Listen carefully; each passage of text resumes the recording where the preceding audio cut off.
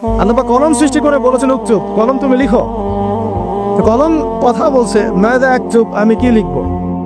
আল্লাহ পাক বলছেন লিখো, কিয়ামত পর্যন্ত যা যা হবে সব লিখে ফেলো।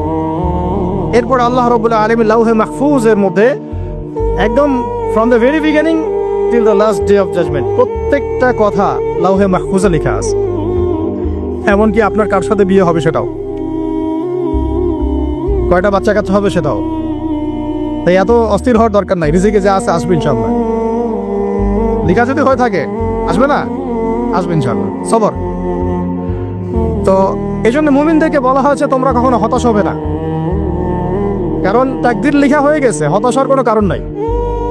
একটা প্রবণতা আমরা সমাজে দেখছি আত্মহত্যার। ইয়াং জেনারেশনকে আমরা নসিহত করবো যে ভুলেও নিজের জীবনকে বিসর্জন দিতে যাবেন না। আল্লাহ রাব্বুল আলামিন আপনাদেরকে সৃষ্টি করেছেন তার ইবাদত করার জন্য এবং তার জমিনে তার দিনটাকে প্রতিষ্ঠা করার জন্য। খেলায় খেলায় আপনার জীবনটা নষ্ট করবেন না, ঠিক আছে ভাই? আল্লাহ বোঝার তৌফিক দান করেন। তো কলম সৃষ্টি করার পরে কিয়ামত পর্যন্ত সব লেখা হয়ে গেছে। এখন আমাদের এই পৃথিবীতে তো মানুষ ছিল না, ছিল? এদিকে মনোযোগ দেন। এই পৃথিবীতে কি আগে মানুষ ছিল? এই পৃথিবীতে আগে কি ছিল তাহলে বলেন? হ্যাঁ, মাশাআল্লাহ। এই পৃথিবীতে আগে কি ছিল? এখন ওরা নাই? সবার সাথেই কিন্তু একটা করে আছে, কমপক্ষে কয়টা করে? সবার সাথে কমপক্ষে একটা করে। আর কোন কোন জায়গা আছে যেখানে জিনের বড় বড় আকড়া আছে। পৃথিবীতে যে জায়গাগুলো থেকে ইসলাম বিরোধী অপতৎপরতাগুলো চলে, ওখানে জিনের আকড়া বেশি। কথা বুঝতে পারছেন? তো জিন জাতিকে আল্লাহ পাক ধ্বংস করে দিয়েছেন তাদের পাপের কারণে, আল্লাহ দ্রোহিতার কারণে, অবাধ্যতার কারণে। এখন আল্লাহ রাব্বুল আলামিন ইরাদা করলেন পৃথিবীতে আমাদেরকে সৃষ্টি করবেন, মানে মানুষকে সৃষ্টি করবেন। আল্লাহ পাক তার সমস্ত ফেরেশতাদেরকে একত্রিত করলেন। ঘটনাটা কিন্তু খুব ইন্টারেস্টিং। আমি জানি এখানে ওলামায়ে কেরামও আছেন, তবে আমি সবার জন্য প্রযোজ্য হয় এমন কথা বলারই চেষ্টা করছি, কারণ অনেকে হয়তো এগুলো নাও জানতে পারে। তো আল্লাহ পাকের ভাষায় আমি যদি বলি, আল্লাহ রাব্বুল আলামিন বলছেন বা'দা আউযু বিল্লাহি মিনাশ শাইতানির রাজীম وإذ قال ربك للملائكة إني جاعل في الأرض خليفة। হে নবী মুহাম্মদ সাল্লাল্লাহু আলাইহি ওয়াসাল্লাম, তুমি স্মরণ করো সেই সময়ের কথা যখন আল্লাহ তোমার রব সমস্ত ফেরেশতাদেরকে ডেকে বলেছিলেন যে ইন্নী জাইলুন ফিল আরদি খলিফা, আমি জমিনে মানে পৃথিবীতে আমার খলিফা পাঠাতে চাই। কি পাঠাতে চাই? আরো জোরে বলেন। আল্লাহ পাক বলেননি পৃথিবীতে মানুষ পাঠাতে চাই, পৃথিবীতে নতুন কোনো মাখলুক পাঠাতে চাই। আমাদেরকে আল্লাহ পাক সম্মানের শব্দে সম্মানিত করেছেন, বিশেষায়িত করেছেন। আমাদেরকে বলেছেন আমরা আল্লাহর খলিফা, আমরা আল্লাহর খলিফা। এখন আমরা আল্লাহর খলিফা, কিন্তু পৃথিবীতে মানুষ খিলাফা শব্দ সহ্য করতে পারে। হ্যাঁ, কি অদ্ভুত না? এটা কোরআনে কি শেষের দিকে আছে না প্রথম দিকে আছে? সূরা বাকারার একদম শুরুর দিকে 3, 4, 5 পৃষ্ঠা উল্টালে দেখবেন এই আয়াতটা আছে। কোরআন তাহলে শুরু থেকে কখনো খুলেও দেখেনি সে ব্যক্তি, প্রমাণ হবে এটা, খুলেও দেখে নাই, অথবা দেখলেও সে এড়িয়ে গেছে। আল্লাহ পাক আমাদেরকে বললেন যে পৃথিবীতে আমি আমার খলিফা পাঠাতে চাই। তাহলে আদম আলাইহিস সালামকে আল্লাহ পাক মুহাব্বতের শব্দে, সম্মানের শব্দে বিশেষায়িত করলেন কি বলে? সুবহানাল্লাহ, সুবহানাল্লাহ। আর খলিফা কাকে বলে এটা আমি আপনাদেরকে বুঝাচ্ছি একটা দোয়া থেকে। এই যে গাড়িতে করে আমরা বাসা থেকে আসলাম বা যখন কোনো সফরে যাই, আমরা একটা দোয়া পড়ি, সুবহানাল্লাযী সাখখারা লানা হাযা ওয়া মা কুননা লাহু মুকরিনিন ওয়া ইন্না ইলা রাব্বিনা লামুনকালিবুন। এতটুকু তো পড়ি নাকি? বাইমা পড়তে হবে। বইমেলা এসেছি শুধু লেকচার শোনার জন্য না, ছবি তোলার জন্য না। আজকে জীবনটা পরিবর্তন করার নিয়ত করে যাইতে হবে, ঠিক আছে ভাই? বই প্রকাশ করা, ছাপানো, বিক্রি করা, লেখা, এর চেয়ে বড় কথা আমার জীবনটা ইলমের আলোয় আলোকিত করা। আমি বই লিখলাম ধরেন একটা, আমার মধ্যে সেই আমল নাই, লাভ নাই। লাভ আছে? আমি বই ছাপাইছি 100, 200, 500, 1000, আমি নিজেই আমল করি না, হবে? আগে আমল জরুরি। ইলমের সাথে আমলটা খুব বেশি জরুরি। আলেম তাকেই বলা হয় যে ইলম অনুযায়ী আমল করে। আল্লাহ পাক বলেন লিমা তাকুলুনা মা লা তাফআলুন, তোমরা এমন কথা কেন বলো যে আমল নিজেরাই করো না? কাবুরা মাকতান ইনদাল্লাহ আন তাকুলু মা লা তাফআলুন, আল্লাহর কাছে সবচেয়ে গর্হিত একটা অপরাধ, তোমরা একটা কথা বলবা কিন্তু আমল করবা না। তো দোয়াটা মুখস্থ করবেন, এই দোয়ার নিচে একটা অংশ আছে, আল্লাহুম্মা আনতা সাহিবু বিস সাফারি। আমার কথাটা শুনেন, খলিফার অর্থটা বুঝেন, অনেকে তো অনেকভাবে ব্যাখ্যা করে আর কি। আল্লাহুম্মা আনতা সাহিবু ফিস সাফারি, আল্লাহ তুমি এই সফরে আমার সাথী। সফরে বের হওয়ার সময় দোয়া পড়ছি আমরা, আল্লাহুম্মা আনতা সাহিবু ফিস সাফারি, আল্লাহ তুমি এই সফরে আমার সাথী। ওয়াল খলিফাতু ফিল আহলি ওয়া মালি, আল্লাহ আমি তো বাসায় নাই, আমার বাসার আহাল মালের খলিফা হচ্ছে তুমি আল্লাহ। তাহলে খলিফা শব্দটি কি বুঝলেন? আল্লাহ আমার বাসার আহাল মালের খলিফা মানে কি? আমার স্থলাভিষিক্ত তুমি আল্লাহ, আমি ওখানে নাই বাসায়, আমি সফরে বের হয়ে গেছি, আমার স্ত্রী, আমার সন্তান, আমার মাল, আমার জান, এগুলোর দায়িত্ব তোমার, তুমি খলিফা। কত চমৎকার দোয়া। তাহলে পৃথিবীতে আমি আমার খলিফা পড়তে চাচ্ছি, তার অর্থ কি? আল্লাহ রাব্বুল আলামিন এই পৃথিবীতে আমাদেরকে তার প্রতিনিধি বানিয়েছেন। সুবহানাল্লাহ, সুবহানাল্লাহ। তাহলে আমরা নিজেদের আত্মপরিচয় ভুলে গেলাম যে আমরা আল্লাহর প্রতিনিধি পৃথিবীতে, তাই না? আমরা এখন আব্রাহাম লিঙ্কনের পূজা করতেছি। আব্রাহাম লিঙ্কনের পূজা তো বুঝেন না আপনারা, এটা হচ্ছে ওই যে সোকল ডেমোক্রেসির পূজার। আদতে প্রকৃত গণতন্ত্র বলে কিছু নাই এই বিশ্বের মধ্যে, যা আছে এগুলো তথাকথিত আর স্লোগান, জাস্ট, আর কিছু না। এটা যারা চর্চা করে তারাও জানে, আমাদের কাছে তারাই বলে। আদতে এই আপনার কমিউনিজমের কথা বলেন, লেনিন স্টেলিনেরিজমের কথা বলেন, আপনি মুসলিনের কথা বলেন, চাইনিজ দর্শনের কথা বলেন, রাশিয়ান দর্শনের কথা বলেন, আর এই যে আরেকটা কি চলতেছে সেকুলারিজমের কথা বলেন, ন্যাশনালিজমের কথা বলেন, এগুলো একটা তাত্ত্বিক মতবাদ শুধুমাত্র।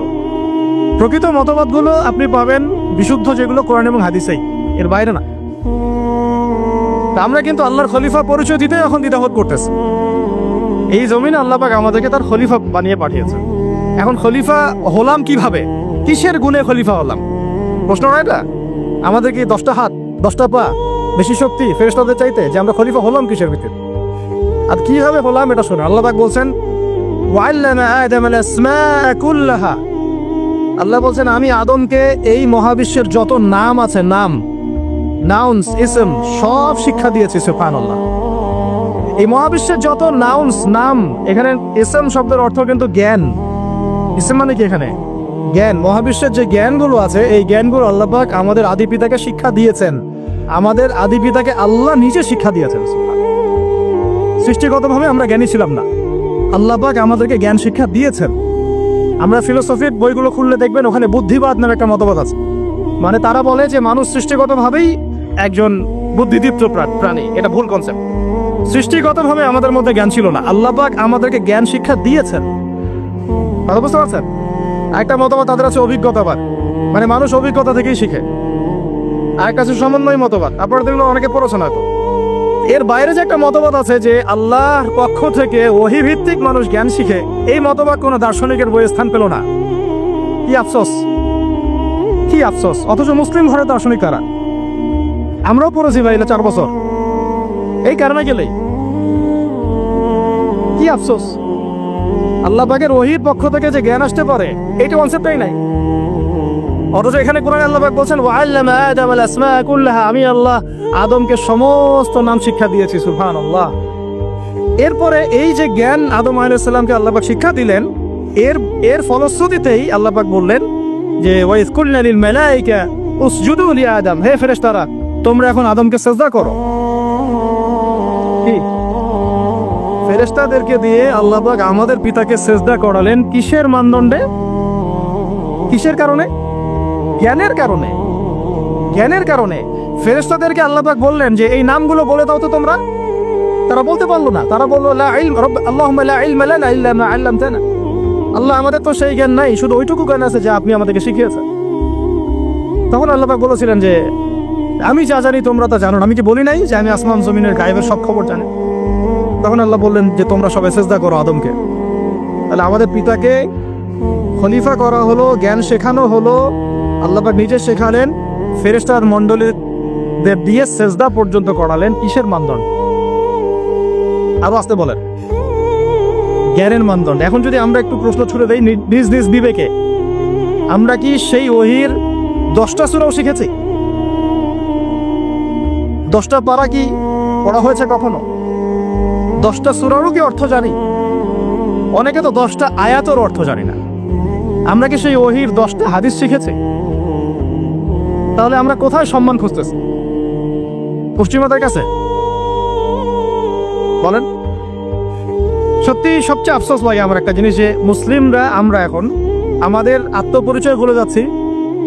আল্লাহ পাক আমাদেরকে যেখানে সম্মান রেখেছে ওইখানে সম্মান না খুঁজে আমরা অন্যের দাসত্বের সম্মান খুঁজতেছি। আল্লাহ আমাদেরকে বোঝার তৌফিক দান করে। এটা অজ্ঞতার কারণে হচ্ছে। আমাদের কাজ তাদেরকে সচেতন করা বা তাদেরকে মেসেজ পৌঁছে দেয়া। আমরা উগ্র পন্থা অবলম্বন করব, আমরা হিকমার সাথে প্রজ্ঞার সাথে মানুষকে বোঝানোর চেষ্টা করব। এগুলো বোঝানোর অংশ। এখন আচ্ছা, আরেকটা কথা আপনাদেরকে বলি, একটা কথা আমি মাঝখানে মিস হয়ে গেছে। এই যে আল্লাহ পাক আমাদেরকে খলিফা করে পাঠিয়েছেন, খলিফার কাজ কি? প্রশ্ন না? আমাদের কাজ কি তাহলে? এই কাজটা আল্লাহ পাক আবার ব্যাখ্যা করেছেন সূরা সদের মধ্যে। কোন সূরায়? সূরা সদ। সদ নামে একটা সূরা আছে, সূরা ইয়াসিনের আগে পরে পাবেন। তো এখানে আল্লাহ পাক আরো একজন নবীকে তার খলিফা বলেছেন। সেই নবীর নাম দাউদ আলাইহিস সালাম। কি নাম? আর দাউদ আলাইহিস সালাম কিন্তু এই থেকে, যেখানে এখন ওই বোম্বিং করে আর কি, নিরীহ মুসলিমদেরকে হত্যা করে বিগত 70 বছর থেকে, ওই থেকে কিন্তু দাউদ আলাইহিস সালাম বিশ্ব শাসন করেছিলেন। তার পরবর্তীতে তার সন্তান সুলাইমান আলাইহিস সালামও কিন্তু ওখান থেকেই বিশ্ব শাসন করেছিলেন। আর এখনকার বনু ইসরাইল দাবিদার এই তারাও কিন্তু ওই ফিকিরই করছে, ওখান থেকে তারা বিশ্ব শাসন করতে চায়। তারা মনে করে তাদের একজন মাসিহ আসবে, সেই মাসিহ আসলে তারা বিশ্ব শাসন করবে। আমরা সেই মাসিহের নাম জানি, কি নাম? ওরা ওদের সত্য মাসিহ মনে করে, আমরা জানি হচ্ছে মিথ্যা ভণ্ড প্রতারক মাসিহ, অথচ ওরা মনে করে এটা হচ্ছে সত্য মাসিহ। এই জায়গায় তারা ধোঁকা খাচ্ছে। অথচ সত্য মাসিহ হচ্ছেন ঈসা আলাইহিস সালাম, যিনি আবার শেষ জামানায় আসবেন এবং তার হাতেই এই মাসিহ মারা যাবে, এবং তারপরে পুরো বিশ্বে আবার ওই খিলাফা কায়েম হবে। ওই যে খলিফা, ওটা সারা বিশ্বে কায়েম হবে। এই টাউন হলও বাদ যাবে না ইনশাআল্লাহ। এটা মানুষ মানতে চাচ্ছে না, কিন্তু মানুষ না মানলে কি? আল্লাহ পাকের নকশায় সব আঁকা আছে কখন কি হবে। কে কে কল্পনা করেছিল যে আজকে আপনারা বসে এখানে দিনের আলোচনা করবেন? কল্পনা করা যায় তো? যে শব্দগুলো আপনারা বলছেন এগুলো বললেই তো নাই গায়েব, এখন বলছেন। কেউ কি কল্পনা করেছিল যে হঠাৎ করে এমন একটা সময় চলে আসতে পারে? কেউ কিন্তু কল্পনা করে না, আল্লাহ পাকের নকশায় ছিল। এখানে আমাদের একটা আফসোসের কথা, এখানে মাস্টারমাইন্ড আল্লাহ রাব্বুল আলামিন। প্রকৃত মাস্টারমাইন্ড কে? আমরা ক্রেডিট নেওয়ার প্রতিযোগিতায় ব্যস্ত হয়ে আছি এখন, কার কত ক্রেডিট নেওয়া যায়। এখানে একক ক্রেডিট পাওয়ার যোগ্য কেউ না, সমস্ত ক্রেডিট কার? আল্লাহ রাব্বুল আলামিন। এটা আল্লাহর সাথে গাদ্দারি করতে যায় না, তাহলে ভুলে যাও। কারণ আমি বারবার বলেছি আপনাদেরকে, কোরআন থেকে একটা শিক্ষা আমরা শিখেছি। একটা কওম যখন মাজলুম থাকে, দুর্বল মাজলুম জুলুমের শিকার হচ্ছে, আল্লাহ পাক সেই কওমটাকে বাঁচান, কোনো না কোনো একজন ত্রাণকর্তাকে পাঠান, কোনো একটা সূরাতে আল্লাহ পাক সেই কওমকে বাঁচায় দেন। আবার যদি এই নিয়ামতটা পাওয়ার পরে ওই কওম আবার এই জুলুম শুরু করে, আবার আল্লাহ দ্রোহিতা শুরু করে, আল্লাহ পাক তার চেয়ে বড় জালেম চাপাই দিন। কথা বুঝতে পারছেন? আল্লাহর সাথে গাদ্দারি করতে চাই না, আল্লাহ পাক আমাদেরকে বোঝার তৌফিক দান করুন। এখন খলিফার কাজটা কোথায় পাবেন? কোন সূরায় ভাই বলেন? সূরা সদে আল্লাহ পাক দাউদ আলাইহিস সালামকে খলিফা সম্বোধন করে বলছেন, ইয়া দাউদ। কি চমৎকার আহ্বান! ইয়া দাউদ, হে দাউদ, ইন্না জাআলনাকা খলিফাতান ফিল আরদ। দেখো, আমি আল্লাহ তোমাকে পৃথিবীতে খলিফা করেছি। কি করেছি? খলিফা করেছে। তোমার কাজ কি শোনো। ফাহকুম বাইনান নাস বিল হক। বোঝার চেষ্টা করেন একজন খলিফার কাজ কি। খলিফা মানে আল্লাহর প্রতিনিধি, জমিনে যে দায়িত্বশীল, অন্য মানুষের উপরে যে দায়িত্বশীল, তার কাজ ফাহকুম বাইনান নাস বিল হক, মানুষের মাঝে ন্যায় বিচার প্রতিষ্ঠা করবে, এটা তোমার কাজ। তাহলে এখন যারা আমরা এই জায়গায় আছি বা ভবিষ্যতে আসব, আরো কাল আগাতে থাকবে, সময় আগাতে থাকবে, নতুন নতুন নেতৃত্ব আসবে, সবার ফাংশন একটাই, ফাহকুম বাইনান নাস বিল হক। আমাদের কাজ হবে মানুষের মাঝখানে কি করা? ন্যায় বিচার, বিচার ফয়সালার ক্ষেত্রে ইনসাফ করা, ন্যায় বিচার করা। তো ন্যায় বিচার তো এখন জাদুঘরে আছে নাকি? হ্যাঁ, কোন কোন ক্ষেত্রে আমরা চাই না যে ন্যায় বিচার জাদুঘরে যাক, আমরা চাই আবারও ন্যায় এবং সাম্যের সমাজ প্রতিষ্ঠা হোক। ইনশাআল্লাহ এরপর থেকে আমরা কোনো অন্যায় সহ্য করব না। ইনশাআল্লাহ এরপর থেকে আমরা কোনো জল্লাদতন্ত্র কায়েম করতে দিব না। আমাদের যা আছে তাই নিয়ে প্রতিবাদ হবে ইনশাআল্লাহ। কারণ এখনকার প্রজন্ম প্রতিবাদের ভাষা বুঝে। এখন যদি আপনারা আবার সেই প্রাচীন জুলুমের তন্ত্রে মন্ত্রে ফিরে যান, তাহলে আল্লাহর গজব চলে আসবে, বড় গজব। তো খলিফার কাজ কি ভাই? কি কাজ বললাম বলেন? মানুষের মাঝখানে ন্যায় বিচার প্রতিষ্ঠা করা। আচ্ছা, আরো আছে আয়াত শেষ হয় নাই। আল্লাহ পাক বলছে ওয়ালা তাত্তাবিউল হাওয়া, আর ন্যায় বিচার করতে গিয়ে নিজের প্রবৃত্তির অনুসরণ করো না। ন্যায় বিচার করতে গিয়ে নিজের প্রবৃত্তির অনুসরণ করো না, মন গড়া বিধানের অনুসরণ করো না। আমার মামা, আমার চাচা, আমার খালু পার করে দিও না। প্রবৃত্তির অনুসরণ মানে কি? মন যাচাই তাই করো না। ন্যায় বিচার করতে গিয়ে আল্লাহ পাকের বিধান মেনে চলো। সূরা মাইদাতে আল্লাহ পাক বলেছেন আয়াত নাম্বার 44, 45, 47-এ, ওয়ামান লাম ইয়াহকুম বিমা আনজালাল্লাহ ফাউলাইকা হুমুল কাফিরুন। যারা আল্লাহ পাকের হুকুম অনুযায়ী বিচার ফয়সালা করে না, তারা কাফির। 45-এ গিয়ে আল্লাহ বলছেন ওয়ামান লাম ইয়াহকুম বিমা আনজালাল্লাহ ফাউলাইকা হুমুল ফাসিকুন।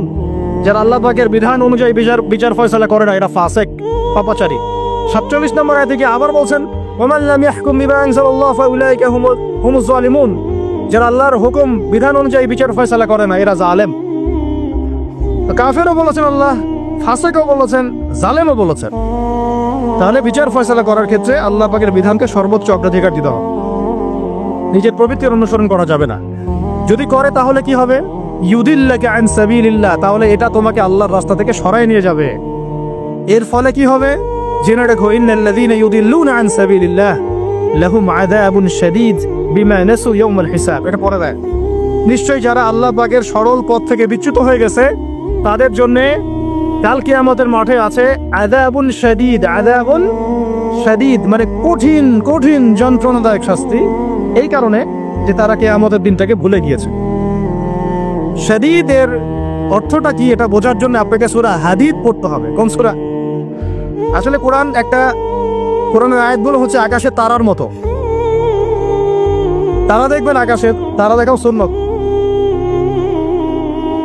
ইসলাম তো রসকসহীন ধর্ম না রে ভাই, সবকিছুই আছে এখানে। আসলে আমরা জানি না বলে আমরা মনে করি যে এখানে কোনো বিনোদনই নেই, তাই না?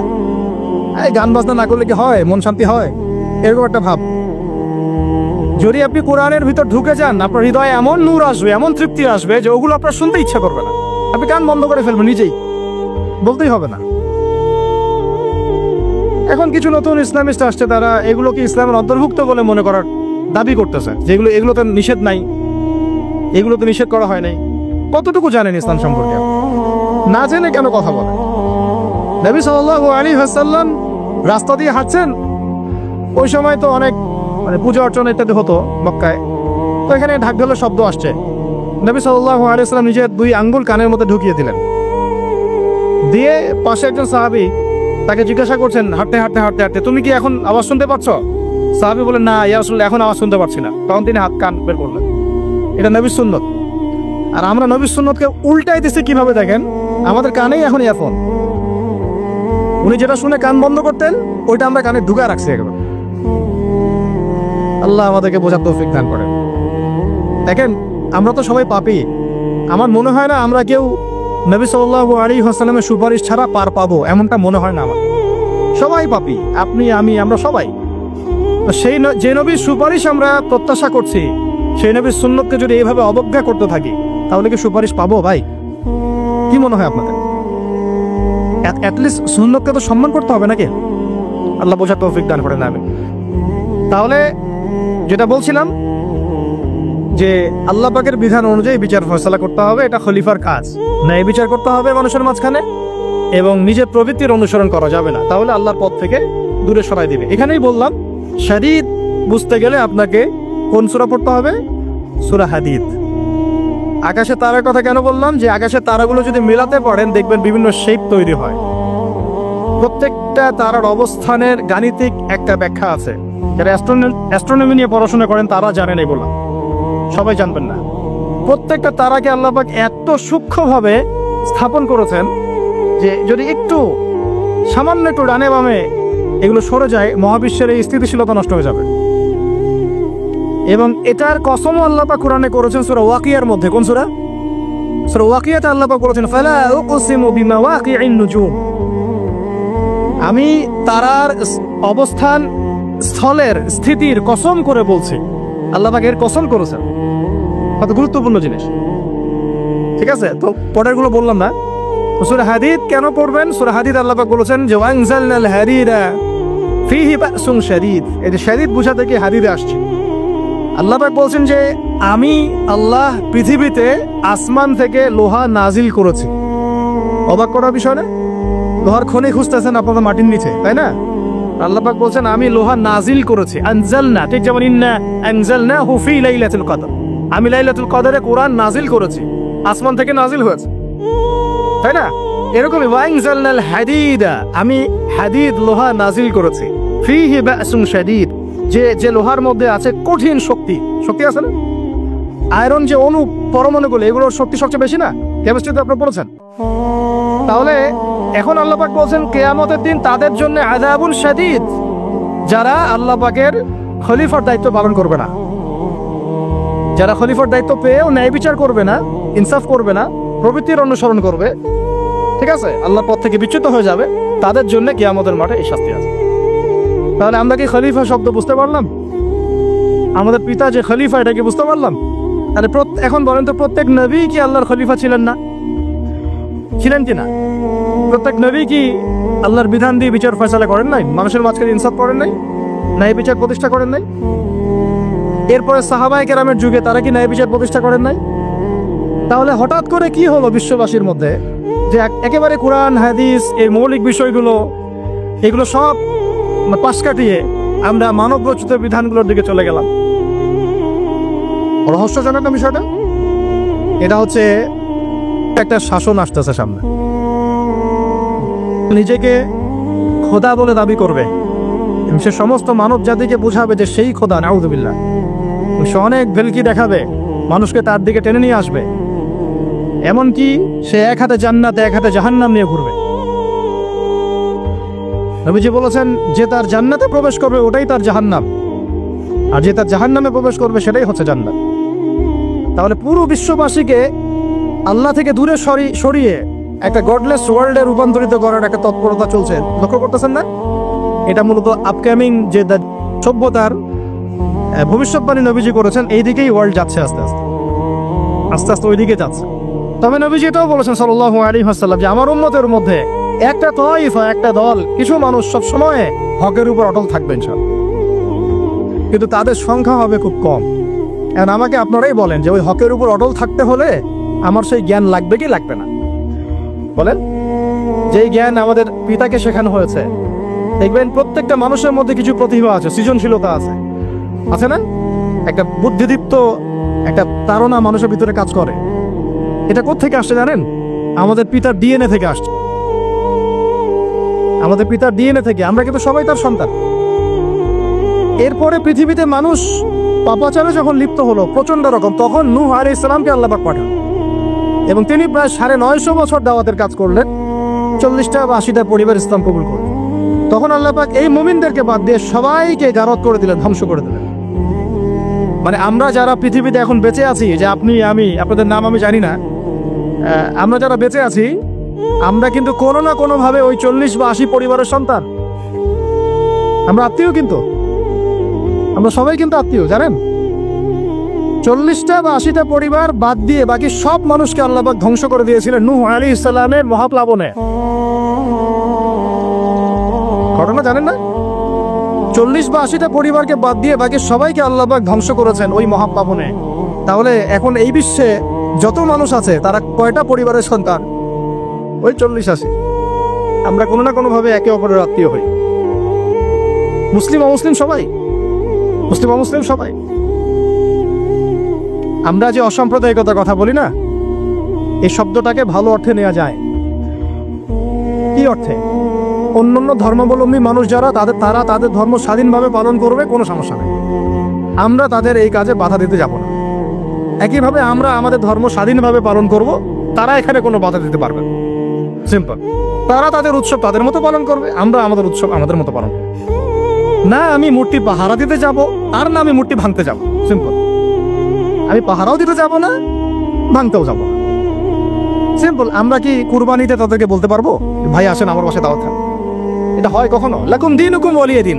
আপনাদের দিন আপনাদের, আমাদের দিন আমার। সিম্পল। এই অর্থে ঠিক আছে। কিন্তু সব ধর্ম মিলে যে নতুন ধর্ম বানানোর চেষ্টা করা হচ্ছে বাংলাদেশে, এটা ঠিক নাই। এটা শুভঙ্করের ফাঁকি। সব ধর্ম মিলে নতুন ধর্ম করার কোনো সুযোগ নাই।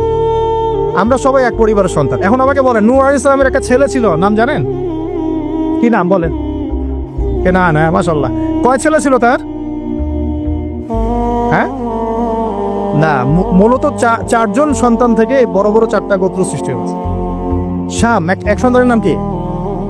এটাকে কেন্দ্র করে এই যে সিরিয়ান কন্টিনেন্টে, পুরো সিরিয়ান অ্যারাবিয়ান কন্টিনেন্টে যত মানুষ তার বংশধর। ঠিক আছে? হাম, একটা সন্তানের নাম হাম। এখান থেকে আফ্রিকার যে কালো কালো মানুষগুলো সব তাদের বংশধর। একটা হচ্ছে ইয়াফাস, ইউরোপিয়ান যারা সাদা চামড়া, সব এদের বংশধর। আরেকটা যে কেনান। এই ছেলেটা কি বলেছিল? বাবা ডাকছে নৌকায় আসো তাড়াতাড়ি, নৌকায় আসো তাড়াতাড়ি, না হলে আজকে আল্লাহ পাক আযাব দিয়ে ধ্বংস করে দিবেন। সে নবীর সন্তান হওয়ার পরেও আল্লাহ প্রদত্ত ওহীর জ্ঞানকে মূল্যায়ন না করার কারণে ধ্বংস হয়ে গেল। আর ওই 40টা বা 80টা পরিবার নাজাত পেল কিভাবে? আল্লাহর পক্ষ থেকে নাজিলকৃত ওহীর জ্ঞানকে প্রাধান্য দিয়ে আনুগত্য করে। তাহলে কোন জ্ঞানকে আমরা প্রাধান্য দিব ভাই? আমি বলছি না যে আমরা দুনিয়াবি জ্ঞানগুলোকে শিখবো না, ওই প্রসঙ্গে আমি একটু পরে আসছি যে আমরা শিখবো এবং কিভাবে শিখবো, কতটুকু শিখবো। আগে এই অংশটুকু শেষ করি। ঠিক একইভাবে আপনারা কি আদ জাতির নাম জানেন? আদ, সামুদ। ওই যে সৌদি আরব এখন যেখানে লাইন বানাচ্ছে, লাইন প্রজেক্ট, ওই আল-ওলা বলে, আল-ওলা লাইন প্রজেক্ট বানাচ্ছে, দেখবেন অনলাইনে। ওই জায়গা দিয়ে নবী সাল্লাল্লাহু আলাইহি ওয়াসাল্লাম তাবুক যুদ্ধের সময় গিয়েছিলেন। যাওয়ার সময় তিনি বলেছিলেন, তোমরা মাথা নিচু করে কান্নাকাটি করতে করতে এখান থেকে অতিক্রম করো। সাহাবীরা মাথার উপর কাপড় দিয়ে কান্নাকাটি করতে করতে জায়গাটা পার করেছেন, কারণ ওই জায়গায় সামুদ জাতি ছিল যাদেরকে ধ্বংস করা হয়েছে। ওটা হচ্ছে এখন পর্যটন স্পট। সুবহানাল্লাহ। তো আদ এবং সামুদ জাতিকে আল্লাহ পাক ধ্বংস করলেন, কিন্তু তাদেরকে করেন নাই যারা ওহীর জ্ঞানকে প্রাধান্য দিয়েছিল। ইব্রাহিম আলাইহিস সালাম কোন জ্ঞানের বদৌলতে আল্লাহকে চিনলেন? মানব রচিত জ্ঞান নাকি আল্লাহ পক্ষ থেকে নাজিলকৃত জ্ঞান? বলেন। মূসা আলাইহিস সালাম কোন জ্ঞানের বদৌলতে ফিরআউনের মতো এই যে কি বলবো প্রতাপশালী একজন শাসকের সামনে দাঁড়িয়ে বুক ফুলিয়ে ইসলামের দাওয়াত দিলেন? কোন জ্ঞানের আলোকে? ওহীর জ্ঞান। আর ওহীর জ্ঞান যখন নাজিল করা হয়েছে তখন তিনি দোয়াটা পড়ছিলেন, রব্বি ইশরাহ লি সাদরি ওয়া ইয়াসসির লি আমরি ওয়াহলুল উকদাতাম মিন লিসানি ইয়াফকাহু কওলি। প্রত্যেক নবী, ইউসুফ আলাইহিস সালাম কারাগারে 12 বছর থেকেছেন। কত বছর? 12 বছর। আমাদের অনেক ভাই এরকম 5 বছর, 7 বছর, 10 বছর, 12 বছর থেকেছে, আছে। এমনও মানুষ আছে, এখন বলা যায় তাই বলি, যে ওই যে একটা শব্দ শুনেছেন আয়না ঘর, ওখানে দীর্ঘদিন ছিল, তারপরে নাই, কোথায় গেছে আল্লাহই ভালো জানে। ইউসুফ আলাইহিস সালামও এরকম কারাগারে ছিলেন। কত বছর? 12 বছর। কিন্তু আল্লাহ পাক তাকে এমন একটা জ্ঞান শিক্ষা দিয়েছিলেন, তিনি স্বপ্নের ব্যাখ্যা বলতে পারতেন, যে কোনো স্বপ্নের। রাজা স্বপ্ন দেখলেন যে 7টা গাভী, জীর্ণ শীর্ণ গাভী, মোটা তাজা গাভীকে খেয়ে ফেলছে, স্বপ্নের ব্যাখ্যা কেউ দিতে পারে না। কিন্তু ওই জেলখানায় 2 জন ছাড়া পাওয়া মানুষ, ছাড়া পাইছে 2 জন, আর কি 2 জনের মধ্যে একজন বেঁচে আছে, একজন নাই। মানে 2 জন বসে বসে ইউসুফ আলাইহিস সালামকে বলছিলেন যে আমরা একটা স্বপ্ন দেখলাম যে আমার মাথায় রুটি আছে, পাখি এসে রুটি খেয়ে ফেলছে। আর আমি স্বপ্ন দেখলাম যে আমি শরাব পান করাচ্ছি, ব্যাখ্যা কি? ইউসুফ, তোমাকে সত্যবাদী বলে জানি। ইউসুফ আলাইহিস সালাম বললেন, তোমার মাথায় রুটি যেটা খেয়ে নিচ্ছে তার মানে তোমাকে শুলদণ্ড দেওয়া হবে, আর তুমি যে পানি পান করাচ্ছ তার মানে তুমি নাজাত পাবে, ছাড়া পাবে। হলো তাই। আর যে নাজাত পাবে তাকে ইউসুফ আলাইহিস সালাম বলে দিলেন যে তুমি রাজ দরবারে গিয়ে আমার কথা বলো, আমার কথা আলোচনা করো। সে ভুলে গিয়েছিল। পরে যখন এই স্বপ্নটা দেখলো বাচ্চা, তখন বাচ্চা সবাইকে ডাকলো, ডেকে বললো যে গাভীর স্বপ্নের ব্যাখ্যা কি।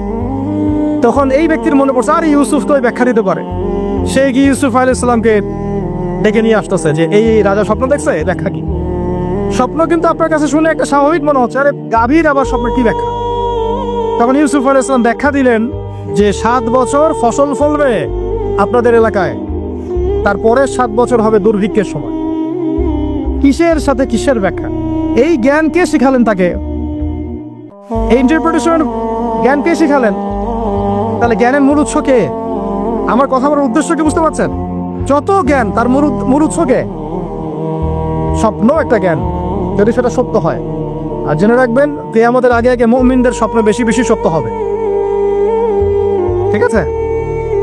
মুসা আলাইহিস সালামকেও সেই আল্লাহ জ্ঞান শিক্ষা দিলেন। ঈসা আলাইহিস সালাম এই কুষ্ঠরোগীর গায়ে হাত বুলালে ভালো হয়ে যায়। হ্যাঁ, অন্ধ ব্যক্তির মানে চোখে হাত বুলালে ভালো হয়ে যায়। এমনকি মৃত ব্যক্তিকে তিনি বলছেন কুম বিইজনিল্লাহ, আল্লাহর হুকুমে দাঁড়িয়ে যাও, দাঁড়িয়ে গেল। এই জ্ঞান কে দিয়েছেন তাকে? দাউদ এবং সুলাইমান আলাইহিস সালাম এই যে পশু পাখির ভাষা বোঝেন, সুলাইমান আলাইহিস সালাম পিঁপড়ার ভাষাও বোঝেন। আপনাদের সায়েন্স কি পিঁপড়ার ভাষা বোঝে? হ্যাঁ, আমরা তো এখন সায়েন্সকে সবকিছুর মানদণ্ড মনে করি, তাই না? সায়েন্স যদি বলে হ্যাঁ তাহলে হ্যাঁ, না বললে না। মানে এমন একটা ভাব, দেখেন সায়েন্সকে আমরা ইলাহ বানাইছি, ইলাহ, উপাস্য। সায়েন্স যদি বলে যে পৃথিবী থেকে অমুক অমুক কোটি কোটি আলোকবর্ষ দূরে একটা গ্রহের সন্ধান পাওয়া গেছে, নাম দিল ধরেন যে আলফা এক্স ওয়াই জেড কিছু একটা, ওখানে হুরপড়ি আছে, হ্যাঁ ওখানে দুধের সাগর আছে, মধুর সাগর আছে, তো মানুষ তখন বিশ্বাস করা শুরু করবে, হ্যাঁ হ্যাঁ তাই তো, তাই থাকতেই পারে। নাসা বলেছে না হয়ে পারে, নাসা মন্তব্য করেছে না হয়ে পারে। ওরকম যদি বলে অনেক দূরে একটা আগুনের একটা বিশাল ইয়া পাওয়া গেছে, গ্রহ পাওয়া গেছে, ওখানে আযাব দেওয়া হয়, শাস্তি দেওয়া হয়, ওখানে অন্য মাখলুক আছে, ওদের ভাষায় এলিয়েন আর কি, মানুষ বিশ্বাস করে। এটা আল্লাহ পাক কোরআনে বলছেন যে সুলাইমান আলাইহিস সালাম পিঁপড়ার ভাষাও বুঝতেন, ওই কথা বিশ্বাস করতে চাচ্ছে না। সুলাইমান আলাইহিস সালাম বাতাসে ফ্লাই করতে পারতেন, এটা বুঝতে পারতেছে না, বিশ্বাস করে না। তাহলে ওই প্রযুক্তি না থাকলে এয়ারক্রাফট কিভাবে আবিষ্কার করলেন? যে প্রযুক্তিগুলো পৃথিবীতে চলে গেছে ইতিমধ্যে, ওগুলো ভবিষ্যতেও আসতে পারে। যেমন একটা প্রযুক্তির কথা বলি, সুলাইমান আলাইহিস সালাম বসে আছেন, একজনকে বললেন না সাবার রানী বিলকিসের সিংহাসন কে নিয়ে আসতে পারবে? একজন বললো যে আপনি উঠে দাঁড়াইতে যতক্ষণ সময় লাগে এর মধ্যে নিয়ে আসবো। উনি বললেন যে হবে না, এটাতে হবে না, তুমি স্লো, তুমি 3G 4G না, এত স্লো স্পিডে আবার হবে না। এই কথা বলেন নাই, মজা করলাম আর কি। আমাদের ইউটিউবাররা এই অংশ কাট করে আবার প্রচার করে দিতে পারে। দেখেন কিসের সাথে কি ব্যাখ্যা করলো। কোরআনকে 3Gর সাথে তুলনা করলেন আবু তহাদ না, ব্যাস কাম সারা দেশে ওইটাই ইস্যু। তখন মহা মুসিবত, মানে বাঙালি জাতির মধ্যে দিন প্রচার করো। আমাদের সালাফদের ভাগ্য ভালো যে তারা আগেই, মানে এই প্রযুক্তি আসার আগেই দুনিয়া থেকে তারা চলে গেছে। মুশকিল না, যত ইস্যু এগুলোর কারণেই সৃষ্টি হয়। তো যাই হোক, প্রসঙ্গে আসি, কোথায় ছিলাম ভাই, যে কথা হারায় ফেললাম। হ্যাঁ, আরেকজন বললেন যে না, আপনি চোখের পলক ফেলতে যতক্ষণ লাগে এর মধ্যে দেখবেন সিংহাসন সামনে। সুবহানাল্লাহ, কি প্রযুক্তি বলেন! এই প্রযুক্তির সামনে কি বিশ্ববাসী যেতে পেরেছে? দেখেন সুলাইমান আলাইহিস সালামের বাতাসে ফ্লাই করাটা কিন্তু এখন পৃথিবীতে খুব কমন হয়ে গেছে। আমরা সবাই ফ্লাই করতেছি বাতাসে, তাই না? যদি আপকামিং কোনো সময় আপনি দেখেন যে এইরকম চোখের পলকেই একটা বস্তু আরেকটা জায়গা থেকে এক জায়গায় চলে আসতেছে, আমি অবাক হব না ইনশাআল্লাহ। কারণ কোরআনে অতীতে এই ঘটনার দলিল আছে। বুঝতে পারতেছি না? এক কথায় সমস্ত জ্ঞানের মূল উৎসকে। এরপরে আসেন, অত আর লম্বা করছি না, আমাদের নবী মুহাম্মদ সাল্লাল্লাহু আলাইহি ওয়াসাল্লাম আসেন, আমরা তো তার উম্মত। 23 বছরে, একটু মনোযোগ দেন, এটা আলোচনার লাস্ট পার্ট, ঠিক আছে? 23 বছরে তিনি পুরো জাহেলিয়াতকে পরিবর্তন করে দিয়েছেন। কত বছরে? 23 বছর। আপনারা কি জানেন যে আইয়ামে জাহিলিয়াতে আসলে কি কি সমস্যা ছিল? কেন ওই যুগটাকে আমরা জাহিলিয়াত বলি? বেসিক্যালি 5-6টা সমস্যা ছিল। কয়টা? 5-6টা। 1 নম্বর শিরক। 1 নম্বর কি? আমার সাথে বলেন। শিরক আমাদের ওয়ার্ল্ডে নাই, এটা তো গ্লোবাল শিরক চলতেছে এখন। শুধু ধর্মীয় শিরক চলতেছে নাকি? এখন শিরক হচ্ছে পলিটিক্সে, শিরক হচ্ছে ইকোনমিক্সে, শিরক এডুকেশনেও আছে, শিরক কালচারের মধ্যেও আছে। কথাগুলো বুঝতে হবে একটু গভীরভাবে। তখন সমস্যা ছিল রিবা, সুদ। এখন নাই। রিবা ছাড়া কোনো সিস্টেম আছে এখন ওয়ার্ল্ডে? আমি গতকালকে একটা হাদিস মোতালা করছিলাম সুদ সংক্রান্ত। নবীজি বলেছেন সাল্লাল্লাহু আলাইহি ওয়াসাল্লাম যে একটা যুগ আসবে সামনে, সুদবিহীন কোনো মানুষই চলতে পারবে না। যে চলতে চাইবে তার গায়েও সুদের ছিটাফোঁটা গিয়ে লাগবে। আসে নাই সে যুগ? সুবহানাল্লাহ। কিভাবে তিনি এত স্পেসিফিকলি কথাগুলো বলতে পারেন? নিশ্চয়ই তিনি এমন একজন সত্তার কাছ থেকে জ্ঞান পেয়েছেন যিনি সব জানেন, অতীত, বর্তমান, ভবিষ্যৎ, তাই না? এমনকি নবীজি বলেছেন ঈদের সময় যে 10 জন ঘোর সাওয়ার বের হবে এবং তারা গিয়ে খোঁজ নিতে যাবে যে বের হয়েছে কিনা, নবীজি বলছেন আমি সেই 10 জনের নামও জানি, তাদের বাবার নামও জানি। সুবহানাল্লাহ, সুবহানাল্লাহ। কিয়ামতের মাঠে আলী রাদিয়াল্লাহু আনহু, আবু বকর রাদিয়াল্লাহু আনহু, ওমর, ওসমান রাদিয়াল্লাহু আনহুম আজমাইন, তাদের হিসাবটা কেমন হবে ওইটাও নবী সাল্লাল্লাহু আলাইহি ওয়াসাল্লাম আগেই বলে দিয়েছেন। সবচেয়ে দ্রুত হিসাব হবে এই উম্মতের। আলী ইবনে আবি তালেব রাদিয়াল্লাহু আনহু যাবেন, বেরোবেন, শেষ। কি মানুষ, তার জীবনীটা পড়ে দেখবেন। আমি শেষের দিকে বলে দিব আপনাদেরকে আজকে, এবং এটা রেকর্ডেড থাকবে, ইনশাল্লাহ অনলাইনে দিয়ে দিব, যে আপনারা কোন কোন সাবজেক্টের বই কিনবেন। বই মেলা তো শুধু মানে আসলেন একটা র্যান্ডমলি বই কিনলেন এমন না, টপিক ধরে ধরে সাবজেক্ট ওয়াইজ বই কিনতে হবে। ঠিক আছে ভাই? বই কেনার পিছনে টাকা পয়সা খরচ যদি না করেন, মানে দিনের জন্য অর্থ ব্যয় করার মানসিকতা না থাকে, ইলম পাওয়া যায়। অনেক মুহাদ্দিস নিজের গায়ের জামা খুলে দিয়ে পর্যন্ত বই নিয়ে বাসায় গিয়েছে, জানেন? তাদের সমস্ত সম্পত্তি বিক্রি করে দিয়েছেন বই কেনার জন্য। আজকে সকালে আমাদের এক ভাই মোজাকারা করছিলেন যে আমারই এক ওস্তাদ, বাংলাদেশে অনেক বরেণ্য একজন আলেমে দ্বীন, প্রবীণ আলেমে দ্বীন, তার কথা আলোচনা হচ্ছিল যে তিনি কিতাব পড়তে পড়তে পড়তে হঠাৎ একটা কিতাব তিনি খুঁজে পাচ্ছেন না। তো ছাত্রদেরকে পাঠালেন যে খুঁজে নিয়ে আসো তো, কোথায় আছে, কেউ খুঁজে পায় না। তিনি নাকি ওযু করে এসে নামাজ, 2 রাকাত নামাজ পড়ে বাচ্চার মতো হাউমাউ করে কান্নাকাটি শুরু করলেন, আল্লাহ আমার সেই কিতাব কোথায় গেল, আমার কিতাবটা এনে দেন। তালাবুল ইলম কাকে বলে দেখেন, ইলমের তালেব, ইলমের ছাত্র কাকে বলে? এই যে ইলমের ছাত্র, আমরা কি ছাত্র হইতে পারছি? একটা বইয়ের দাম যদি দেখি 100 টাকা, বাস আমাদের গায়ে লাগে। 100 টাকা দিয়ে তো আপনার গার্লফ্রেন্ডকে নিয়ে বসতে গায়ে লাগে না, বসলে তো 500 টাকা চলে যায়। আর এখনকার মেয়েরা তো খায়ও বেশি, ডেটিং এর সময় আর কি, তাই না? অনেকে দেখা যায় যে এটাকেই প্রফেশন বানায় ফেলছে না। জিনা থেকে বাঁচতে হবে, জিনা থেকে বাঁচতে না পারলে কলবে আল্লাহ নূর আসবে না। আল্লাহ পাক আমাদের কথাগুলো বোঝার তৌফিক দান করে, আমিন। জিনা, আবার বলছি, জিনা থেকে বাঁচতে হবে, অন্যথায় কলবে নূর আসবে না। আল্লাহ পাক আমাদেরকে বোঝার তৌফিক দান করেন, আমিন। কোথায় ছিলাম ভাই? বলেন। 1 নাম্বার কি ছিল? শিরক। 2 নাম্বার রিবা, সুদ। ওইটা বলতে গিয়ে হাদিসটার কথা বলেছিলাম। এই সুদটা কি এখন বেশি না কম? এখন সুদ মানুষ খাচ্ছে, যুক্তিও দিচ্ছে যে এই যুগে এখন সুদ না খেলে কি চলে। একদিন একটা মসজিদে বয়ান করছিলাম, তো মসজিদে বয়ানের মাঝখানে একজন দাঁড়ায় গেল, দাঁড়ায় আমাকে বলছে যে ওস্তাদ, হুজুর বুঝলাম আপনার সব কথা ঠিক আছে, এখন আমার 1 লাখ টাকা ধার লাগবে, আমি কোত্থেকে নিব? বলেন, আসলে উত্তর দিবেন কি? হ্যাঁ, সুদের ক্ষতিকর বিষয়গুলো যেমন বলতে হবে, সুদবিহীন ব্যাংকিং সিস্টেম এবং অর্থনৈতিক ব্যবস্থাও তো চালু করতে হবে। সেটা কি? সেটা হচ্ছে যাকাত। সেটা কি? যাকাত, সাদাকা এবং খরচে হাসানা, এগুলো তো চালু করছি না আমরা শুধু কথা বলছি তাত্ত্বিক যে সুদ হারাম। আমিও তো অনেক জায়গায় বলছি, কারণ বলতে হচ্ছে, নাহলে আপনারা জানাতে তো হবে। সুদের পাপের সবচেয়ে নিম্ন শাখা হচ্ছে মায়ের সাথে জিনা করা, সর্বোচ্চ শাখা হচ্ছে আল্লাহ এবং তার রাসূলের সাথে যুদ্ধ করা। একটা হাদিস বুখারীতে এরকম আসছে, বুখারীতে কি তিরমিজিতে, আমি রেফারেন্সটা ভুলে যাচ্ছি, তবে হাদিসটা সহিহ। নবী সাল্লাল্লাহু আলাইহি ওয়াসাল্লাম বলেছেন, যে ব্যক্তি 1 দিরহাম সুদ খায় সে যেন 36 বার জিনা করে। আর আপনারা তো জানেন, এটা আমার বলার দরকার নাই, 4 শ্রেণীর মানুষকে নবীজি অভিশাপ দিয়েছেন, যে নিজে খায়, তারপরে যে সুদ দেয়, যে লিখে রাখে, যে সাক্ষী থাকে। আমি বলতে চাচ্ছি, আইয়ামে জাহিলিয়াতে এই সুদটা ছিল, আমাদের এই বর্তমান ওয়ার্ল্ড অ্যাফেয়ার্সে নাই। বাংলাদেশ একটা কান্ট্রি হিসেবে চিন্তা করবেন না, আপনি গ্লোবালি চিন্তা করবেন, কারণ এখন একটা দেশ স্বতন্ত্রভাবে চলতে পারে না। ওয়ার্ল্ড ব্যাংকের সাথে আপনাকে ডিল করতে হবে, IMF এর সাথে। আমি যদি প্রেসিডেন্ট হই তাও আমাকেও করতে হবে, আপনি হলে আপনাকেও করতে হবে। কথা বলে তো শুধু কথা বলে লাভ নাই, আপনার বিকল্পটা কি? আসলে বিকল্প ব্যবস্থাটা কি? এটা তো মূল কথা।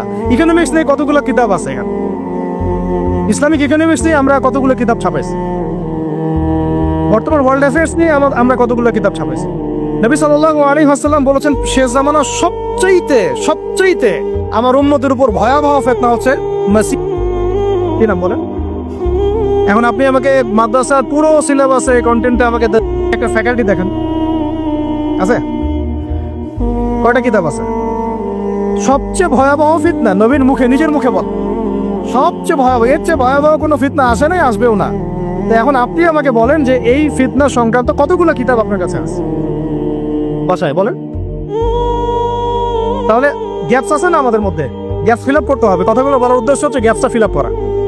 তো এই রিবার সমস্যাটা এখনো আছে। আল্লাহ পাক আমাদেরকে রিবা মুক্ত জিন্দেগি দান করেন, আমিন। এবং আমি রিকোয়েস্ট করব বিনয়ের সাথে যে আমাদের ঊর্ধ্বতন কর্তৃপক্ষ যারা আছেন, শুধু একটা কাজ করেন না, একটা কাজ একটা বছর করেই দেখেন না কি হয়। প্রত্যেকটা মুসলিম, অমুসলিমদের কথা বলছে না, যেহেতু এটা খিলাফা স্টেট না, সেহেতু অমুসলিমরা এখানে জিজিয়া দিবে না। খিলাফা স্টেটে অমুসলিমরা জিজিয়া দেয়, এটা তো খিলাফা স্টেট না, এটা তো ডেমোক্রেটিক স্টেট এবং সেকুলার স্টেট। শুধু মুসলিমদের কাছ থেকে যাদের নিসাব পরিমাণ সম্পদ হয়েছে জাকাত দেওয়ার, সবার কাছ থেকে রাষ্ট্রীয়ভাবে বাধ্যতামূলক জাকাত নেন, দেখেন না অর্থনীতি সচল হয় না। একটা বছর নিয়ে দেখেন না কি হয়। কেউ এই উদ্যোগ গ্রহণ করতে পারতেছে না। কেন হচ্ছে না আমরা বুঝতে পারতেছি না। কর্জে হাসানার এনজিও চালু করা যায়। আমরা অনেক সংগঠন করছি, সোশ্যাল, অরাজনৈতিক ইত্যাদি রাজনৈতিক। আমরা ইকোনমিক এনজিও খুব একটা করতে পারছি, কিন্তু এই জায়গাগুলো দখল করে ফেলছে। দেখেন কারা কারা, নাম বলতে যাচ্ছি না। যারা দখল করছে তারা কিন্তু এখন রাষ্ট্রের অনেক বড় বড় জায়গা হস্তক্ষেপ করতেছে। ইভেন ট্রান্সজেন্ডারের মতো ইস্যু কিন্তু তারা ঢুকাই দিচ্ছে, ঢুকায় নেন। উত্তরবঙ্গ জুড়ে, পুরো উত্তরবঙ্গে ঘুরে আসেন, দেখেন কাদের তৎপরতা বেশি। নীলফামারীতে সফর করে দেখলাম যে ওখানে একটা গ্রামের মধ্যে 24টা এনজিও কাজ করতেছে, শুধুই সব। তারপরে মানুষ তামাক চাষ করে খাচ্ছে।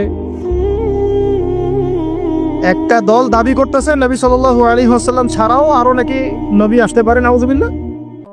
এবং ওই যে মির্জা গোলাম আহমেদ তো তাদের অন্তর্ভুক্ত। মানুষ ওই দলের নাম লিখাচ্ছে চাকরির জন্য, ব্যবসা করতেছে তারা দেশের মধ্যে।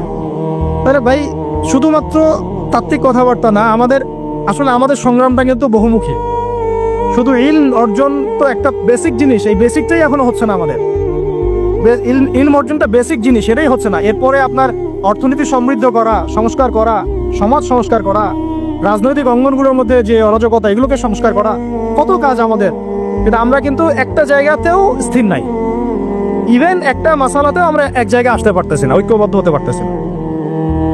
আমরা খুবই ব্যাকডেটেড চিন্তা করতেছি এই জায়গাতে। অথচ আমাদের উচিত ছিল এই প্রবলেমগুলোকে আরো 30-40 বছর আগেই সলভ করা।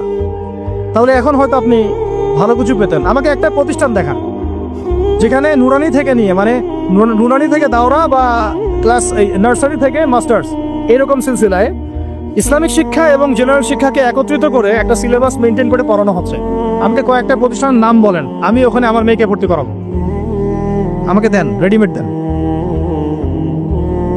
আমার ছেলেকে ভর্তি করাবো। আমরা ফিকির করতেছি না। এটা হওয়া উচিত ছিল বিগত 30 বছর আগেই। আমি আপনাদেরকে বলি যে প্রকাশনা সংস্থার ভাইরা আছেন অনেকে এখানে। ধরেন আমাদের রংপুরের কোনো ভাই আপনাদেরকে পুরো 1 বিঘা জমি দিল, বা ধরেন 5 বিঘা জমি দিয়ে দিল, ঠিক আছে? আর আমরা সবাই মিলে দেশবাসীর কাছ থেকে টাকা কালেক্ট করে একটা কনস্ট্রাকশন দাঁড় করে প্রতিষ্ঠান দাঁড় করালাম, একেবারে অনার্স, মানে নুরানি থেকে নিয়ে, প্লে গ্রুপ থেকে নিয়ে মাস্টার্স, এরকম ফ্যাকাল্টি আর করলাম। এখন ভাই আপনারা যারা বই প্রকাশ করতেছেন, আমাকে কি আপনারা বই দিতে পারবেন? প্রত্যেকটা ক্লাসে আমি কোন কোন বই পড়াবো পারবেন? আমাকে কি সিলেবাস দিতে পারবেন? কথা বলেন। প্লে গ্রুপে কোন কোন বই পড়াবো আমাকে দেন, নার্সারিতে দেন, STD 1-এ দেন, 2-তে দেন, 3-তে দেন, 5-এ দেন।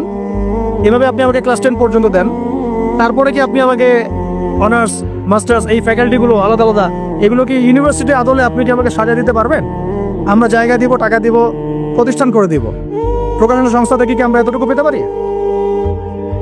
তাহলে কাজের ক্ষেত্র আসলে কোনগুলা? আজকে আদনান ভাইয়ের একটা বই নিয়ে পড়তেছেন, কালকে অমুক ওস্তাদের একটা বই নিয়ে পড়তেছেন, আজকে এইটা, কালকে সেইটা। কনস্ট্রাকটিভ পড়াশোনাটা কোথায়? ধরেন এই যে আমাদের এক ভাই, পরিচিত ভাই, ওই ভাই যদি বলে যে আমি ভাই একসময় দিনের পথে ছিলাম না, এখন ইসলামের পথে আসছি, তো আমি এখন আলেম হইতে চাই। কি হতে চাই? আলেম হইতে চাই, কিন্তু আমার মাদ্রাসায় পড়ার কোনো সুব্যবস্থা নাই। আচ্ছা, এখন কি তাকে আমরা 5 বছর বা 10 বছরের মধ্যে আলেমের সমপর্যায়ে নিয়ে যেতে কি পারবো? সেই সিলেবাস কি আমার কাছে আছে? বলেন। অথচ বিশ্বাস করেন, আরবি ভাষা না জানলে কেউ কোরআন জানতে পারবেই না। আমি এখন এটা সত্য করে বলি যে কোরআন শেখা যেমন ফরজ, আরবি ভাষাটা শিক্ষা করাও ওয়াজিব। এখন আমাদের 80% জেনারেল শিক্ষিত ছেলেমেয়ে কিভাবে আরবি শিখবে? কিভাবে তারা আকীদা শিখবে? কিভাবে তারা কোরআনের তাজবিদ শিখবে, তাদাব্বুর শিখবে, তাফসির শিখবে, হাদিসের এরাব দেওয়া শিখবে, ইবারত পড়া শিখবে? কিভাবে তারা নাহু সরফের জ্ঞান অর্জন করবে? কিভাবে তারা উসুলের জ্ঞান অর্জন করবে? কিভাবেই বা তারা বড় বড় ধরেন ফিকহ শাস্ত্রের জ্ঞান, তারপরে এদিকে উসুলে হাদিসের জ্ঞান, তাফসিরের জ্ঞান, আরো বড় বড় ফ্যাকাল্টিগুলো, কিভাবে তারা বড় পর্যায়ের আলেম হবে? আমাকে বলেন। প্রোডাক্ট দেন, প্রোডাক্ট, এবং এমন এমন আলেমের প্রোডাক্ট যে আলেমরা সারা ওয়ার্ল্ডকে ডিল করতে পারে, মানে ইন্টারন্যাশনাল স্কলার। এখান থেকে যাবে ইউকেতে গিয়ে দাওয়াতি কাজ করে আসবে, অস্ট্রেলিয়ায় গিয়ে দাওয়াতি কাজ করে আসবে, মালয়েশিয়ায় গিয়ে দাওয়াতি কাজ করে আসবে, আন্তর্জাতিক মানের আলেম আমরা কি জেনারেল শিক্ষিত ব্যাকগ্রাউন্ড থেকে তৈরি করতে পারবো? পাচ্ছি কি? আর আপনারা আমাকে বলেন তো ভাই, যে কত পার্সেন্ট মানুষ জেনারেল শিক্ষিত আর কত পার্সেন্ট মানুষ মাদ্রাসা শিক্ষিত? কাদের পরিসংখ্যানটা বেশি? তারা কি, তাদের কোনো অবদান রাখার কোনো সুযোগ নাই? এখন যদি এই ক্লাসিক্যাল পড়াশোনা না হয়, ইলমের এই গভীরতায় না যায়, এবং বড় বড় ওলামায়ে কেরামদের সোহবতে তারা না আসে, তাহলে কিভাবে তারা বিশুদ্ধ ইসলাম শিখবে আর প্রচার করবে আর প্রতিষ্ঠা করবে? তো প্রশ্ন কিছু করে গেলাম। আজকে প্রশ্নগুলো রেখে যাচ্ছে এই কারণে, যেগুলো নিয়ে আপনারা ভাববেন যে আপনারা আমাকে একটা ইসলামিক ইউনিভার্সিটি করার মতো বইপত্র আমাকে বানায় দেন না। দায়িত্ব নেন কেউ, আপনারা সবাই মিলে দায়িত্ব নেন। আমি এখানে একটা স্কুল আছে আমাদের ছোট্ট, তহাজিনুর ইসলামিক স্কুল। এই স্কুল আমরা করেছি প্লে, নার্সারি, কেজি 1 2 3 4 5 এতটুকু। ট্রাইলিঙ্গুয়াল, মানে Bangla medium, English version, medium না, ইংলিশ ভার্সন আর অ্যারাবিক। এই সিলেবাসটুকু করতে, এই 8টা ক্লাসের সিলেবাস করতে আমাকে 7 দিন 8 দিন একেবারে বাংলা বাজার ঘাটাঘাটি করে, ওই আমরা আগে তো ইংলিশ মিডিয়ামে পড়াশোনা করতাম, ওই অক্সফোর্ডের বই ঘাটাঘাটি করো, ব্রিটিশ কাউন্সিলের বই ঘাটাঘাটি করো, তারপরে ওদের ম্যাথামেটিক্স, ওদের সায়েন্স, আবার এই মাদ্রাসার অ্যারাবিক, আবার এই সরকারি কারিকুলামের বই, এগুলো ঘাটতে একটা সিলেবাস আমরা দাঁড় করাতে পারছি। মাত্র 5টা ক্লাস করতে পারবে। এরপরে এটা করতে গিয়ে যে দেখলাম যে আসলে এগুলোর যে এত ঘাটতি আছে বাজারে, রেডিমেড কোনো প্রোডাক্ট এগুলো নাই। ঘুরে ফিরে কি সেই আমরা একই জিনিসই চর্চা করতে থাকবো, নাকি আমরা একটু বহির্বিশ্বে যেভাবে দিন প্রচার হচ্ছে এই মান দিতে পারি? এটা আমাদের উচিত না করার কাজটা? হ্যাঁ, এটা তো আমাদের হাতে রাষ্ট্রীয় ক্ষমতা নাই, থাকলে না উপরের লেভেল থেকে এগুলো করা যায় খুব সহজ। বরং উপরের লেভেলে যারা আছেন তারা তো আরো ট্রান্সজেন্ডার ঢুকাচ্ছেন, আপনারা তো এলজিবিটি ঢুকাচ্ছেন। তাহলে এই কাজগুলো কাদের করতে হবে? তাহলে বেসরকারিভাবে করতে হবে। এখন আমরা যারা বইকে ভালোবাসি, জ্ঞানকে ভালোবাসি, আল্লাহকে ভালোবাসি, রাসূলকে ভালোবাসি, চাই যে আমরা যা করছি আমাদের পরের প্রজন্মটা মানুষের মতো মানুষ হোক। কাজ কি কম না বেশি আমাদের বলেন? সেক্ষেত্রে কাজগুলো কিন্তু ওইভাবে হচ্ছে না ভাই। একটা বিষয়ের বই সবাই ছাপাচ্ছি, কেন? কি দরকার আছে? একটা বিষয়ের বই আমি সবাই ছাপাচ্ছি। একটা জিনিস, একটা হিস্ট্রির একটা কিতাব অনেকগুলো প্রকাশনী আপনারা করতেছেন, একই বই ফাইজুল কালাম সবাই করতে আছে। একটা বই তাসাউফ আত্মশুদ্ধি অনেক প্রকাশনী করতেছে, কপি করতেছে। ভাই আমাদের কি কাজ কি দুনিয়ার স্বার্থ উদ্ধার করা, না আমার দিনের কোনো ক্ষেত্র? আমার কথায় মাইন্ড করবেন না, আমি মাইন্ড করার মতো কথা বলছি না। আমি বলছি আপনাদেরকে আরো যেন কনস্ট্রাকটিভ হয় কাজগুলো। মানে আপনাদের সাথে আমি বসবো ইনশাল্লাহ আবার আলাদা করে, যে একটা আমাকে পুরো শিক্ষা ফর্মুলা আমাকে দিবেন, মানে প্রত্যেকটা ক্লাসের বই রেডি করে দিবেন, যাতে আমরা প্রতিষ্ঠান বানালেই একদম পুরা কমসে কম ক্লাস 1 থেকে 10 ঢেলে দিতে পারবে, আমার পরিশ্রম করতে না হয়। ওখানে বাংলা মিডিয়ামের বই থাকবে, ইংলিশ মিডিয়ামেরও থাকবে, এবং অ্যারাবিক তো থাকবেই। একটা গঠনমূলক সিলেবাস, যেটা পড়লে আমার ছেলে মাশাআল্লাহ হাফেজও হবে, এদিকে মাশাআল্লাহ সে ইংরেজিতেও দক্ষ হবে, সায়েন্সেও দক্ষ হবে। এক পর্যায়ে যখন সে এসএসসি পাস করবে, সে দেখবেন যে যার রাস্তা বেছে নিচ্ছে। বেজ আমি তাকে করে দিছি 10 পর্যন্ত। এখন সে ডক্টর হোক আর ইঞ্জিনিয়ার হোক, আর না হয় যদি আল্লাহর খলিফাই হয়, কোনো সমস্যা নেই। সমস্যা আছে? এটা দরকার ছিল ভাই, আরো 30 বছর আগে দরকার ছিল। আমরা যেটা পাই না এটা আমাদের আফসোস। আর এই জেনারেল ব্যাকগ্রাউন্ড থেকে এইরকম জায়গায় উঠে এসে এই যে এইগুলো কথাগুলো বলা বা এই কাজগুলো করা, এগুলো সবাইকে হয়তো আল্লাহ পাক এভাবে কবুল নাও করতে পারে। এর পিছনে অনেক গল্প থাকে, অনেক হিস্ট্রি, অনেক ত্যাগ, অনেক আত্মত্যাগ, এগুলো সবাই হতে পারবে না। কিছু মানুষ বের হয়ে আসছে, ডক্টর জাকির নায়েক তো সবাই হতে পারে নাই, পারছে? এই জিনিসগুলো আমাদের বুঝতে হবে যে আমভাবে সবাই সবকিছু করতে পারবে না। আমাদের একটা একাডেমিক ফর্মুলা দরকার, যেখানে আমরা পড়বো, আমরা আলেম হয়ে বের হবো। পারা যাবে তো ইনশাল্লাহ? আচ্ছা, অনেক গভীরে চলে গেছি, আপনাদেরকে মানে অনেক বেশি বিরক্ত করে ফেলতেছি আর কি। কথাগুলো বলার খুব মন চাচ্ছিল, তো বলে ফেললাম। আর আমরা চাচ্ছি কথাগুলো সবার কাছে পৌঁছাক, যাতে করে অন্তত বিভাগীয় শহরগুলা, অন্তত ঢাকা, রংপুর, রাজশাহী, মানে বড় বড় শহর আমাদের, চট্টগ্রাম, কক্সবাজার ইত্যাদি ইত্যাদি বড় বড় শহরগুলোতে যদি একটা করে এরকম একটা করে প্রতিষ্ঠান থাকে, যেখানে আপনি পুরো জেনারেল শিক্ষা এবং ইসলামী শিক্ষা দুটিকে সমন্বয় করে এবং এই মানে দ্বিমুখী শিক্ষার মেরুকরণটাকে দূর করে একটা কনস্ট্রাকটিভ সিলেবাস দিতে পারেন, দেখবেন আজকে না হোক, আজকে থেকে 10 থেকে 15 বছর পরে আমাদের ছেলে মেয়েদের একটা প্রজন্ম আসবে, দেখবেন ইনশাআল্লাহ ওরা আমাদের চেয়ে অনেক ডিনামাইট হবে। এই যে আজকে অনেকগুলো আয়াত বললাম, অনেকে হয়তো জানেন না বা পড়েন না, ওরা বলতেই বুঝে ফেলবে কোন সূরা আছে। হবে না? সম্ভব। আর যদি না করতে পারি তাহলে ঘুরে ফিরে ওই একই অবস্থা। ওইটা দিয়ে হবে না ভাই। এই মানে ইসলাম বিষয়টা কি, এটা এমন না যে কিছু অংশ নিলাম কিছু অংশ নিব না, এটা এমন না। নিলে ভাই নেওয়ার মতো নেওয়া লাগে। উদখুলু ফিস-সিলমি কাফা, একেবারে পরিপূর্ণরূপে দিনে প্রবেশ করেন। সিরিয়াসলি নেন, চান্স তো একটাই। আল্লাহ পাক আমাদের কথাগুলো বোঝার তৌফিক দান করেন। আর আমাদের সন্তানদের সাথে তো আমরা এটা হতে দিতে পারি না। আমরা না হয় অনেক সময় নষ্ট করে ফেলছি। আমরা এই টাউন হলে বসে চা খাইছি, আড্ডা মারছি একসময়, স্কুলে পড়ার সময়, কলেজে পড়ার সময়। এবং এখানে কি হয় না হয় আমি খুব ভালো করে জানি। এবং আমাদের সময় এমন কিছু হতো না যেটা এখন হয়। হোমোসেক্সুয়ালিটি, এখন এখানে হোমোসেক্সুয়ালিটি হয়। তাহলে বলেন এগুলো আমাদের জিম্মেদারি না? আচ্ছা, রংপুরে, অন্তত রংপুরের শহরে এইরকম উদ্যোগ নিতে পারবেন কারা কারা? হাত তুলেন দেখি। আমি যে কথাগুলো বললাম, কার কার সাহস আছে? এগুলো তাত্ত্বিক কথা বলে চলে গেলে কাজ হবে না।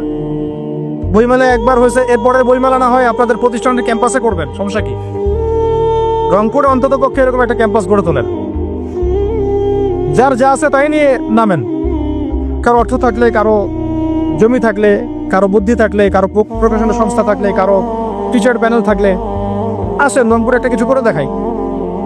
আর সবাই যদি তাকায় থাকি একজনের দিকে, যে আদনান ভাই করবে, অমুক ভাই করবে, তমুক ভাই করবে, তারা তো হলো না। কারণ আমরা তো কারো উপর নবী হয়ে আসি নাই। সবাই মিলে হাত লাগালে তখন কাজ করা যাবে ইনশাআল্লাহ। এখন এই প্রতিষ্ঠানগুলো দরকার আছে না নাই? এর গুরুত্বটা বোঝার যোগ্যতা আল্লাহ পাক আপনাদেরকে দান করেন, দোয়া করি আমি। তো ভাই আর লম্বা করতেছি না, আমি শেষের অংশটুকু বলে শেষ করে দিচ্ছি যে এই সুদ আর শিরক যেমন ওই সময় ছিল এখনো আছে। আর ওই আইয়ামে জাহিলিয়াতের সেই সুদ আপনি দেখলেন, এখন শিরক দেখলেন, মাদক আছে না নাই? আইয়ামে জাহিলিয়াতের মাদক, আইয়ামে জাহিলিয়াতের এই নারী জাতির অবমাননা আছে না সমাজে? নাই? ব্যাখ্যা করতে যাচ্ছি না, আপনারা জানেন সব। আর আইয়ামে জাহিলিয়াতে ছিল একটা গোত্রীয় হানাহানি, দ্বন্দ্ব, মারামারি, এখন সমাজে নাই? এটাই তো চলতেছে এখন সমাজে। তো এখন এই জাহিলিয়াতের সমাজটাকে মাত্র 23 বছরের মধ্যে আমাদের নবীজি চেঞ্জ করে দিয়েছে। কত বছর? এখন আপনারা আমাকে বলেন তো যে তিনি কি কোনো জাদু করছেন? তিনি কি কোনো জাদু দেখাইছেন সমাজে এসে? মানুষকে মারছেন? মানুষকে কি তিনি মানে কঠোর ছিলেন? তিনি, তার কাছে আল্লাহর ফেরেশতা আসতো, তিনি কি সেই শক্তি কাজে লাগায় একদম সমাজের মানুষকে জোর করে ইসলাম কবুল করাইছেন? তিনি কি করছেন 23 বছরে? এটা বলে শেষ করে দিব। তবে তার আগে শুধু এতটুকু বলবো যে 23 বছর পরের মক্কাটাকে একটু দেখেন। 23 বছরের পরের মক্কাটাকে একটু দেখেন। ওই মক্কা থেকে কোনো শিরক আছে? হ্যাঁ, 23 বছর পরের মক্কা, ওখানে কি কোনো শিরক আছে? ওখানে কি কোনো সুদ আছে? কোনো মাদক আছে? বলেন, কোনো নারীর অবমাননা আছে? কোনো গোত্রীয় হানাহানি আছে? তার 23 বছরের মধ্যে পুরো সমাজটাই চেঞ্জ করলেন কিভাবে? জাদু তো করেন নাই, মানুষকে তো অত্যাচার করেন নাই, কটু কথাও বলেন নাই, এমনকি তিনি কারো গায়ে হাতও তোলেন নাই, তাই না? একটা কাজই তিনি করেছেন, সেটা হলো এই যে কোরআন এবং সুন্নাহর যে জ্ঞান, এই ওহির জ্ঞানটাকে তিনি সবার মাঝখানে ছড়াই দিয়েছেন, এই তো কাজ। তারপরে সেই জ্ঞান যখন মানুষ শিখেছে, তার উপরে আমল করেছে, এবং সেই জ্ঞান এর উৎস আল্লাহ রাব্বুল আলামিন তার কাছে আত্মসমর্পণ করেছে, নবীর কাছ থেকে আত্মশুদ্ধি অর্জন করেছে, এবং হালাল খেয়েছে, পরিবার গঠন করেছে, প্রজন্মকে তৈরি করেছে, সৎ কাজে আদেশ করেছেন, অসৎ কাজে নিষেধ করেছেন, প্রয়োজনে কখনো হিজরত করেছেন, কখনো মার খেয়েছেন, কখনো সবর করেছেন, কখনো বা জিহাদও করেছেন। এভাবে আস্তে আস্তে পুরো আরবের মধ্যে দিনটা প্রতিষ্ঠা হয়ে গেল। তাহলে মূল উৎসটা কি ছিল? জ্ঞান। মূল উৎসটা কি ছিল বলেন? জ্ঞান। আর এই জ্ঞানটার চর্চা আমাদের সবাইকে করতে হবে, আল্লাহ পাক আমাদেরকে তৌফিক দান করেন। এর চর্চা করতে গেলে আমাদের সমাজে এখন দুইটা রাস্তা, এর বাইরে আপনি কোনো রাস্তা দেখবেন না, হয় মাদ্রাসা ব্যাকগ্রাউন্ড অথবা জেনারেল ব্যাকগ্রাউন্ড, এই তো। সমন্বিত কোনো প্রচেষ্টা খুব বেশি দেখা যাচ্ছে না। আজকে আমার কথা বলার মধ্যে একটা অন্যতম একটা গুরুত্বপূর্ণ পার্ট হচ্ছে সমন্বিত প্রচেষ্টা এখন থেকে নেওয়া উচিত। এতে আপনারা এগ্রি করেন না? করেন না? যদি এগ্রি করেন তাহলে প্রত্যেকটা জায়গায় এরকম কিছু কিছু প্রতিষ্ঠান গড়ে তোলার চেষ্টা করেন। ইনশাআল্লাহ আজকে না হোক, আজকে থেকে 10-15 বছর পরে ফলাফল পাওয়া যাবে। ঠিক আছে ভাই? আল্লাহ পাক আমাদেরকে বোঝার তৌফিক দান করেন। শেষ করার আগে খালি কয়েকটা সাবজেক্ট বলবো। এখন যারা জেনারেল স্টুডেন্ট, আপনাদের তো মাদ্রাসায় যাওয়ার কোনো সুযোগ নাই, বা গেলেও আপনারা একাডেমিক্যালি পড়তে পারেন না। তা আমি কয়েকটা সাবজেক্ট বলে দিচ্ছি, এই সাবজেক্টগুলো ধরে ধরে বই কিনবেন এই বইমেলা থেকে, ঠিক আছে? অন্তত প্রত্যেকটা সাবজেক্টের একটা করে বই কিনবেন। রাজি আছেন? রাজি নাই? অন্তত প্রত্যেকটা সাবজেক্টের একটা করে বই কিনবেন। সাবজেক্ট 1 নাম্বার হচ্ছে আল কোরআন। 1 নাম্বার কি? আপনাকে কোরআন তেলাওয়াত করা শিখতে হবে। কোরআন তেলাওয়াত শেখার কি বই আছে খুঁজে বের করেন। আর এটা একা শিখতে পারবেন না, এটা নিয়ে গিয়ে কোনো ওস্তাদের কাছে বসে পড়তে হবে। এটা খুব খেয়াল রাখবেন আপনারা, একা একা বই পড়ে কখনো আলেম হয়ে যাওয়া যাবে না, বরং তখন বিভ্রান্ত হওয়ার সুযোগ বেশি থাকবে। বই থাকবে, এটা আপনার গাইডেন্স, কিন্তু আপনার একজন মুরব্বী আলেম লাগবে। যে কোনো কাজ মুরব্বীদের সাথে মশওয়ারা না করে করলেই সমস্যা। কারণ আমরা তো দিন সম্পর্কে তেমন কিছু জানিই না রে ভাই। সমুদ্রে ডুব দিলে বুঝবেন যে গভীরতা কত বেশি। এখন আমরা ডুবই দেই নাই, এই জন্য মনে হয় যে আমি সবই জানি। ঠিক আছে?